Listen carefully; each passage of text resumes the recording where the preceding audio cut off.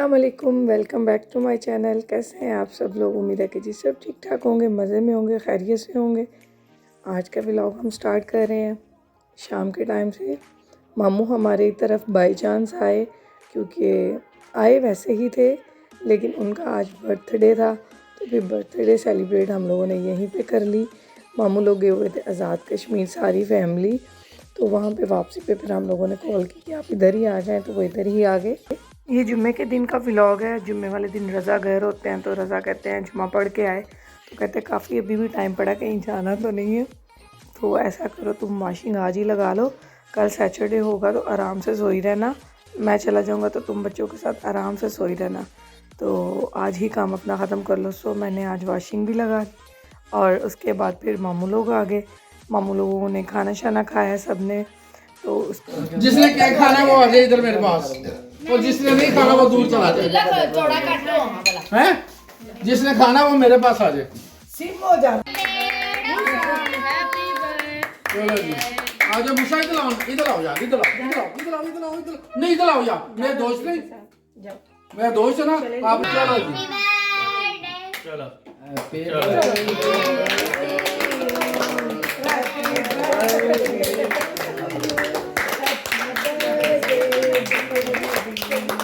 रात में रहे क्या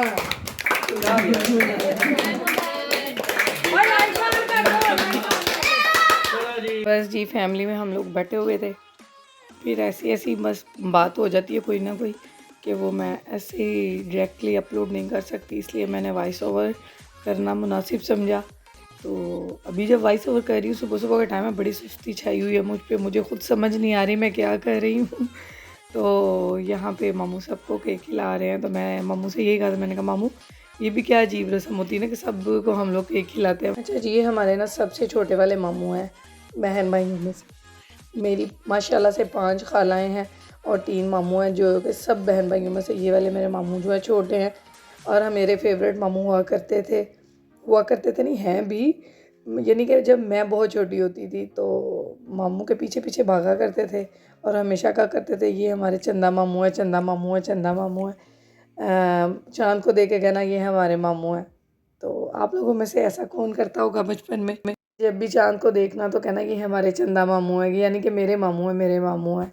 तो जी यहाँ पे बस ये ख़त्म हो रही है। इस व्लॉग को मैंने मज़ीद नहीं था पे कंटिन्यू किया, वहीं पे मैंने व्लॉग को एंड कर दिया उस दिन, क्योंकि मैं ऑलरेडी खुद भी थकी हुई थी। ये नेक्स्ट मॉर्निंग का व्लॉग है। अपने लिए मैंने ऑमलेट और ब्रेड ले ली थी और साथ में चाय बना ली थी। तो ज़ैनब तो सैटरडे वाले दिन भी जाती है, पता नहीं इतनी अजीब सिचुएशन हो जाती है ना मेरे साथ।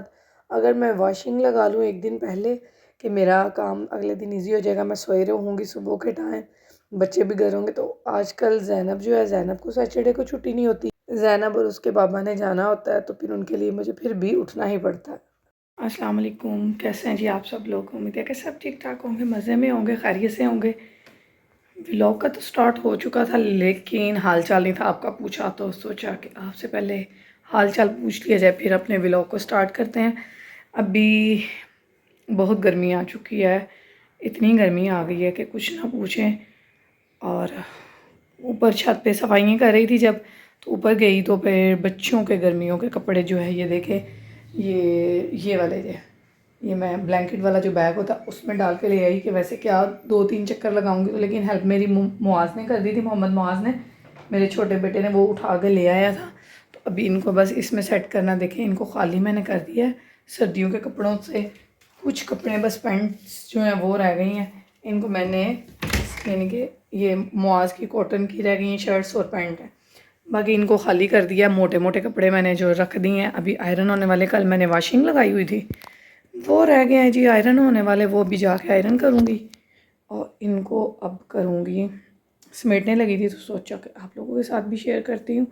और जो गर्मी के साथ साथ मच्छरों की भी इतनी आमद हो गई है ना कि डेली मुझे इतने कत्ल करने पड़ते हैं कि मैं क्या बताऊँ। घर की जो दीवारें हैं वो भी गंदी हो रही हैं, इवन मेरा जो है ना ड्रेसिंग टेबल, मैं आप लोगों को दिखाती हूँ, उस पर लटके हुई हैं लाशें, ये देखें, अभी मैंने साफ़ भी नहीं की, 1 2 और 3, लेकिन मारने से पहले यानी कि जब मारती हूँ ये पी चुके थे, हमारा खून पी चुके होते हैं ये।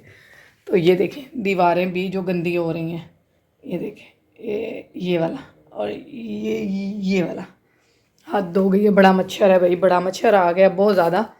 लेकिन बड़ी इतना हम कोशिश करते हैं कि रात को मैं टार्च चला चला के ना बच्चों पे देख रही होती हूँ किसी को काट तो नहीं रहा, किसी को काट तो नहीं रहा।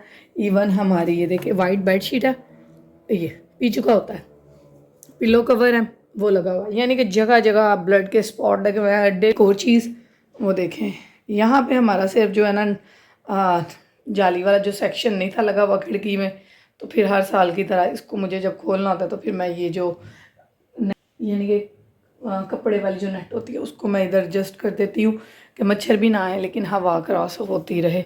बाकी घर की खिड़कियाँ भी जो है ना ये देखे खुल चुकी हैं कि खिड़कियाँ दरवाजे हाफ हाफ जितने खुल सकते हैं खोल दिए हुए हैं। बस चलें इधर से स्टार्ट करते हैं अपने व्लॉग को, बाकी कंटिन्यू रहेगा। अभी मैं कपड़े समेटूँ और फिर इसके बाद जाके कपड़े आयरन करूँगी। मिलेंगे बाद में, अल्लाह हाफिज़ जी। सैटरडे वाले दिन काम भी बहुत ज़्यादा मज़ीद हो गया, तो फिर सुबह मैंने आपके सामने 2 पीस ब्रेड के और एक ऑमलेट लिया था और फिर मुझे भूख लगी तो मैंने नान टिक्की मंगवा ली। मेरा दिल कर रहा था, भूख लगी हुई थी, दूध का गिलास पीने के बावजूद भी दिल कर रहा था कुछ खाने को, लेकिन खाना नहीं था बना।